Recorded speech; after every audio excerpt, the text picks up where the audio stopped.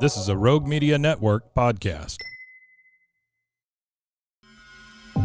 Do you ever have a story that you just can't get out of your head? One that you play the details of over and over with your friends? Well, you've come to the right place. I'm Claire. And I'm Susan. And this is Justice Pending, a weekly true crime podcast where we discuss tantalizing crimes with more questions than answers. Hey everyone, welcome back to Justice Pending. I'm Claire. And I'm Susan. And today we're going deep into one of Texas's most baffling disappearances. This is the case of Jason Landry, a 21-year-old college student who seemingly vanished into thin air on a cold December night in 2020. I learned about this case in the July issue of Texas Monthly, and it really has everything. There's mystery, obsession, online sleuths, and even wild hogs. I highly recommend everyone read Peter Hawley's article on Jason Landry. You can get it from our friends at texasmonthly.com. But let's start with the center of it all, Jason Landry. He was a goofy, bright, and full of potential guy. He was someone that his friends described as a golden retriever, the loyal, sweet, and endlessly optimistic kind.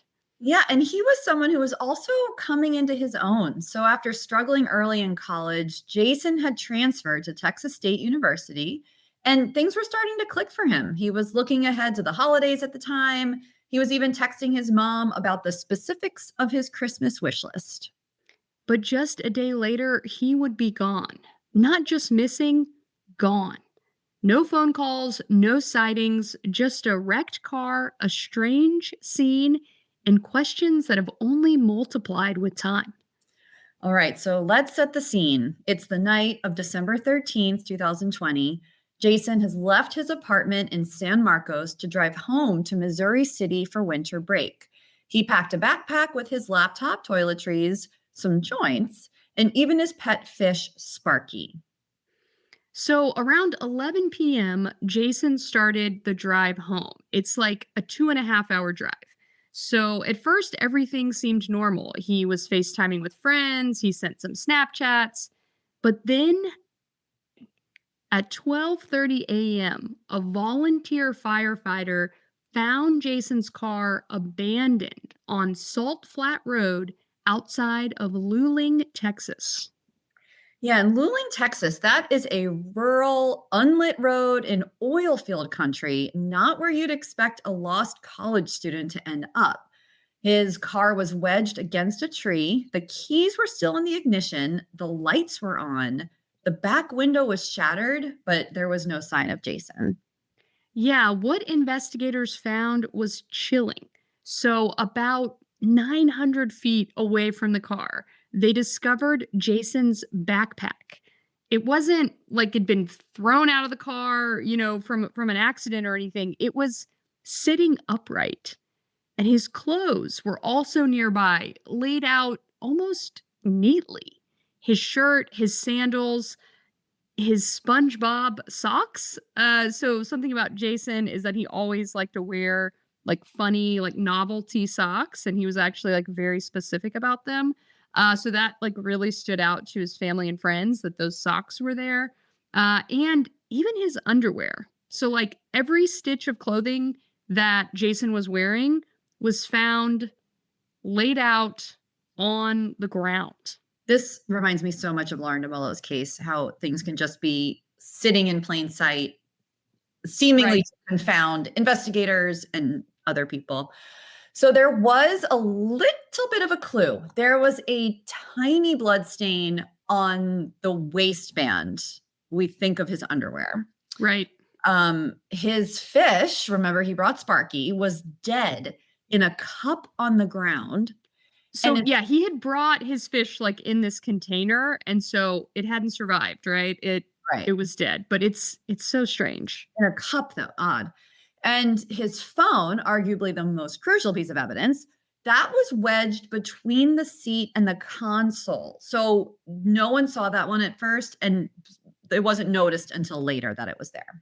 Yeah, I think it was actually his dad who, when he went back, which we'll get to, he ends up finding, the phone. So, again, I'm thinking of another mysterious case, Damien Hurd, right? Where his phone was left in the car, and it was a strange scene. So, I think this is hitting all the deja vu moments for true crime podcasters, right? As we're Totally. looking at this scene, it's just so bizarre, and it's like one of those scenes that you just you can imagine so many different scenarios for why this happened. And the responding officer told Jason's parents that he believed that Jason had probably wandered off and was high and took off his own clothes.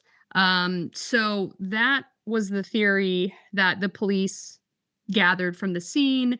They found some joints in his car, in the backpack, and they see this very bizarre set of circumstances. And so it could be drug induced. And so that's what they believed. And so the responding officer actually did not search for Jason that night beyond, looking, I guess the bare minimum you would say, finding the backpack and the clothes. But he went home and went to bed.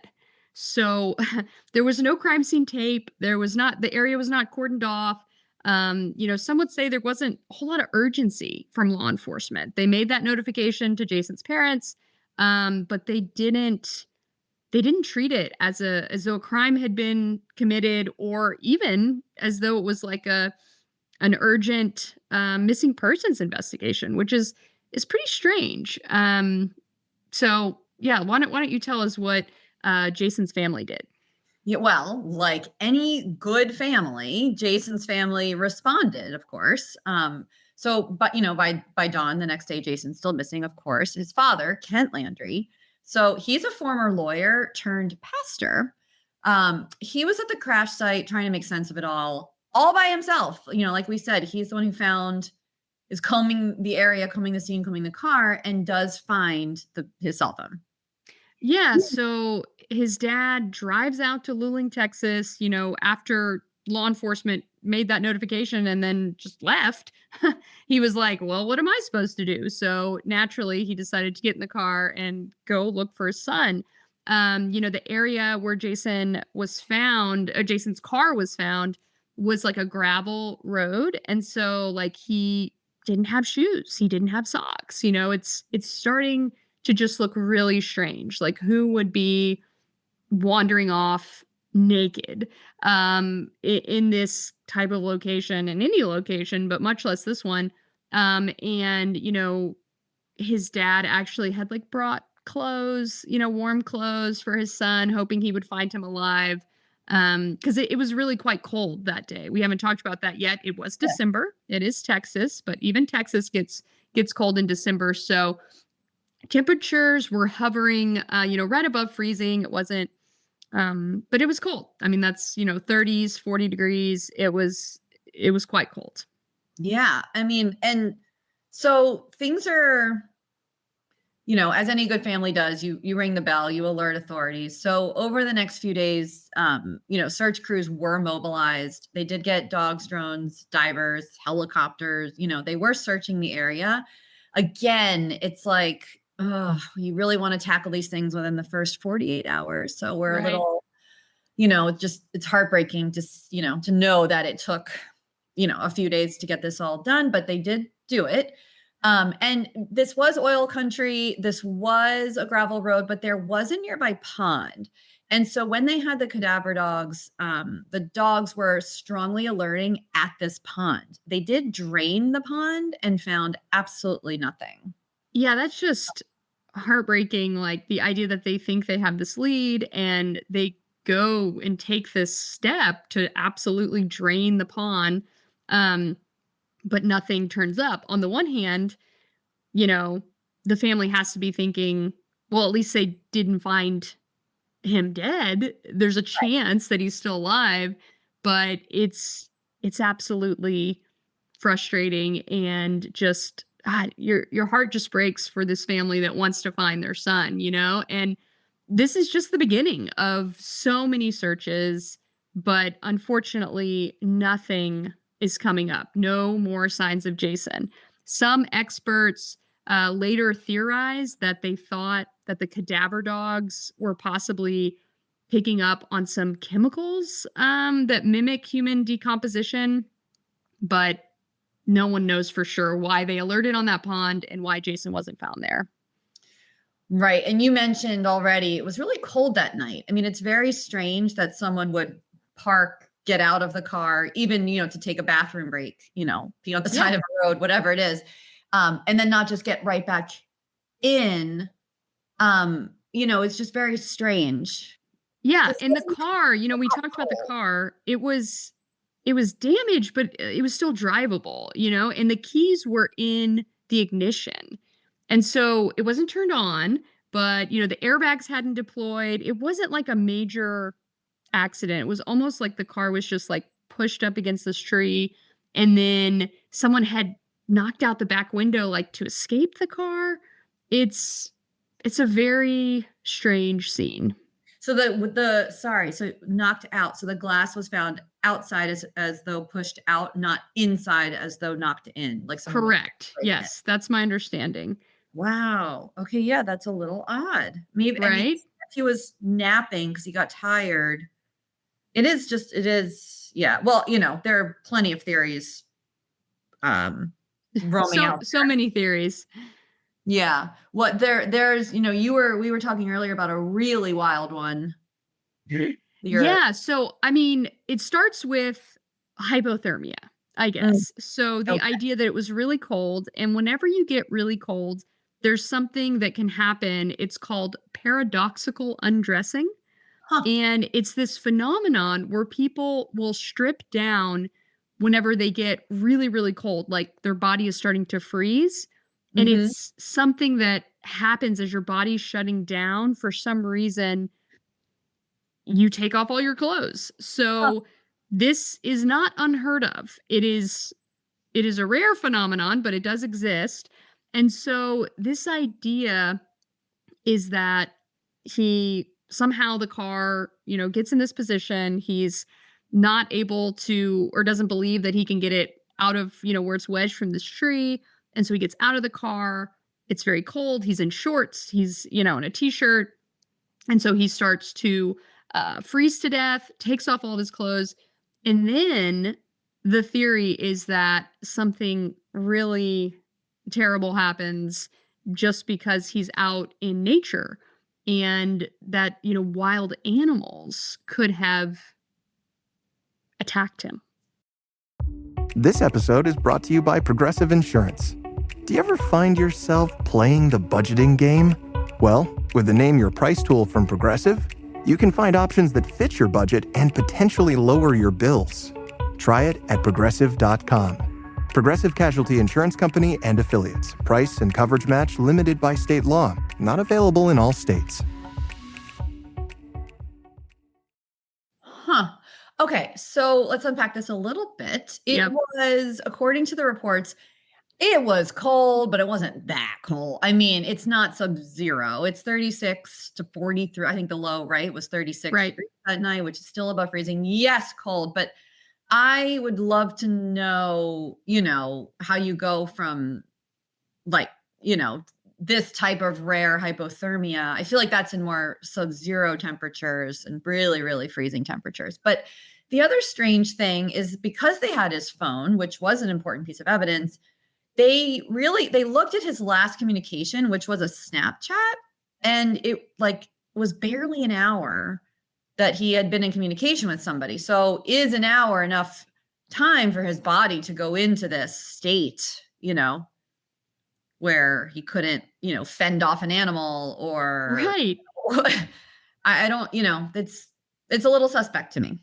Yeah. So, I mean, this wild animal theory is truly wild, but the idea is that like a scavenger type animal, wild hogs is the most popular choice, that they found Jason's body and basically consumed it entirely. And the idea is that in this, hypothermic state where he's stripped down, that he would have sought out some type of place to lie down in the woods. Huh. And then as he's, going unconscious because his body's shutting down because of the hypothermia, that wild animals would have happened upon his body. And it's really, to me, it feels like such a stretch. It does, but it actually is the going theory favored by a famed criminologist, Dr. Kim Rossmo. So he believes that Jason's death was caused by exactly what you described, a hypothermic situation that made him undress and then laid down, and his body was consumed by wild animals. I mean, this is actually a legitimized theory at the moment. It's kind of hard to believe. I mean, I'm not a criminologist. I'm not an expert in these things, but as someone who looks at a lot of true crime cases, I've never heard this kind of theory being floated. So it feels pretty extreme to me.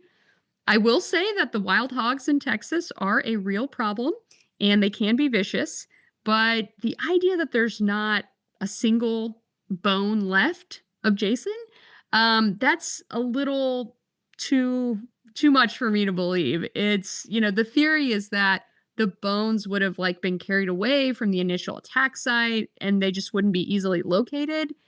But I don't know. It's like gone without a trace. How wild hogs aren't exactly known for like being clean, so I just can't imagine there's nothing there. Yeah, and they did have cadaver dogs. I mean, Yeah. yeah.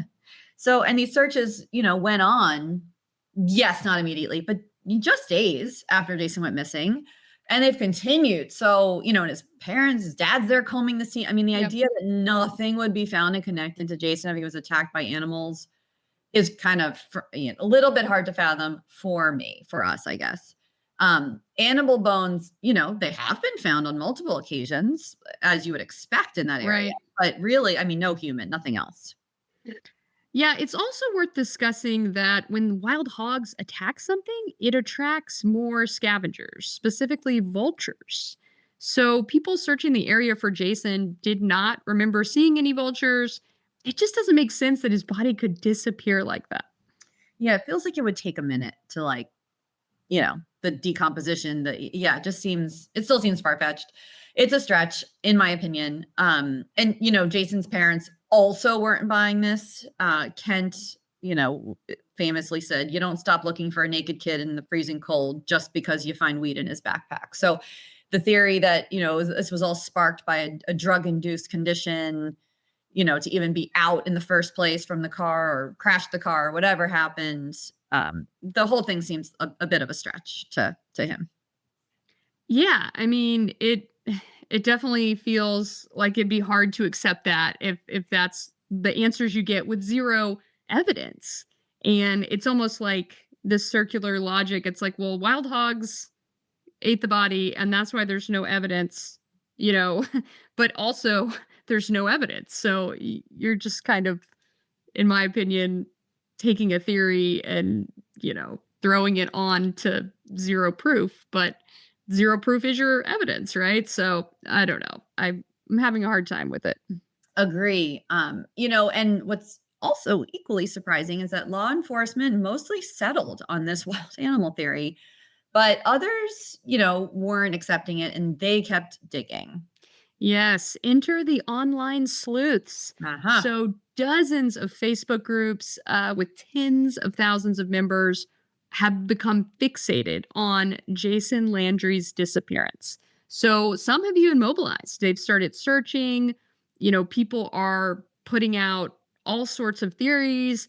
Some, have said that they've become so obsessed with this case that it kind of defines their life now. They are people who never knew Jason, weren't involved in law enforcement or search efforts before, but for some reason, this case has just gotten a hold of them. Yeah. And actually, one of the strangest twists in all of this is I'm going to use quotes, a shadowy figure from a man named, again, quotes, Cortland Smith. We don't know if this is a real person or a real name or not. This individual inserted himself into search groups, claimed special insight, and manipulated volunteers behind the scenes, allegedly. Yeah, this is a really unexpected twist that the Texas Monthly article took. And, I will tell you, I read this Texas Monthly article in one sitting. I was transfixed by not only the disappearance of Jason Landry, but all of these characters around it.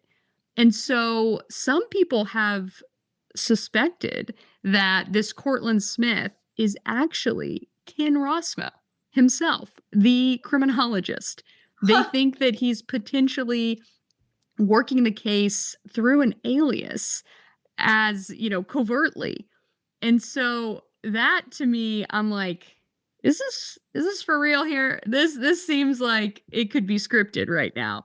But that's the story that's out there. And it's really fascinating to think that, there's support for this. So it's not much, but the evidence is circumstantial. There are similar writing styles between Kim Rossmo and Cortland Smith. Like if you compare different public postings that they've made, they Huh. use some of the same terminology. They Oh, both put a double space after periods, which oh, not many people do not these anymore. days. So, and remember, these are online sleuths, right? Online sleuths trying to solve the disappearance of Jason Landry, and they find another mystery. Who is Cortland Smith? So now the investigation has turned on to Brosmo himself, right? The criminologist is now being studied. So it's really quite the turn. Well, it's just odd because if he is so gung ho on this wild hog theory, why is he continuing to investigate? It should be open and shut for him, right? Right. Seems strange. Unless this is such a fascinating look into the psychology of a disappearance case and, this is the same person and he just wants to understand the human psyche a bit more. I mean, who knows? But Right. yeah, Right. I mean, but so far nothing is proven that they are the same people, but there is the paranoia, the digital rabbit holes, and as you said, personal breakdown, like real mental breakdowns about this case. And in the Texas Monthly article, there's a quote of someone saying there's a before Jason version of me and an after Jason version of me, and they are not the same. So people really, I mean, this case got in their heads. Yeah, I mean, I can relate. When I was doing the Damien Hird case and Yeah. you with Lauren DeMolo, I know how you went down that rabbit hole. Yeah. It really does take a hold of you. Sometimes these mysteries, you just have to know as much as you can. So I can relate to that fixation on a case that doesn't make sense. So, it's been 5 years now and no trace of Jason has ever been found. There's no body. His phone, was never it was never pinging anywhere else. There is not a single verified clue as to what happened to Jason Landry after he left his vehicle. I mean, it's just so heartbreaking for his family, his parents, they understand that he's gone, but it doesn't mean they've stopped hoping for the truth and to find I mean, I think that is the part that drives people a little bit nuts. It's like, you just want some conclusion. You want closure. You want an answer, Yeah. for someone somewhere to speak up, remember something, anything at this point. Yeah, and a lot of people have gotten involved. There's a former investigator with the FBI who has really focused on the fact that Jason, when he was driving home and ended up in Luling, he had missed a crucial turn that night. And the idea that, like, was he following someone? Was it just a wrong turn? Or, was he going somewhere else off of his route? And why? Was he meeting someone? Like, what could it be? Yeah, I think all of that would have been answered with the phone, don't you think? I mean, Yeah, I mean, the phone didn't have any more activity. It was just, yeah, yeah. no, But like, see you there, I'm almost there, stop. sure, but like Snapchats disappear, there's Right, ways. that's true. Yeah. That's a great point. Yeah, I mean, there's all kinds of theories. Could he have been attacked? Could his car have been staged? It's like all speculation. There's no witnesses. There's no forensic evidence. Yeah, I agree. And it also reminds me of another podcast, Tom Brown's Body, which also comes from Texas Monthly. Shout out to Skip Hollinsworth, a good friend of mine. And in that case, Tom Brown's body was eventually found. It took Right. 2 years, Right. and they And still a don't lot know. of searchers, if I recall. Would you say? And a lot of searchers, if I recall. A lot of people stepped up to search for his body there. Absolutely, absolutely, but they still don't know what happened to him. There's still no resolution for, if it was murder, if it was suicide, if it was an accident, Right. but they have the body. They can bury their loved one. Right. And in Jason Landry's case, they still don't have that. Right. Oh, it's heartbreaking. So there is a $20,000 reward. It is gone unclaimed, clearly, up until this point. And his parents are still waiting, accountability, closure, just the explanation of what happened. Yes, and Jason's case has gotten the attention of a nonprofit dedicated to missing persons cases. It's called Project Absentis, and they're looking into theories involving the potential of other people possibly being involved in Jason's disappearance. Wow. Yeah. I mean, these cases, you want to say they just don't disappear. This is exactly what happened in this case, however, and you would hope that someone out there knows what happened, and hope if there is someone that does know that they would come forward. Yeah, until we get more answers, justice is still pending for Jason Landry. Yeah, thank you so much for listening. If you have a case that you'd like us to cover on this podcast, please go to justicepending.com and leave us a note there. And we'll be back next week with an all-new case. Justice Pending is recorded in Dallas, Texas for Rebel Studios. It's hosted by me, Claire Sanama, and Susan Passoni. Our theme music is Bending Truth, licensed at premiumbeat.com. We appreciate all listener feedback. Leave a review wherever you're listening right now, and we might read it on the air. Thanks for joining us.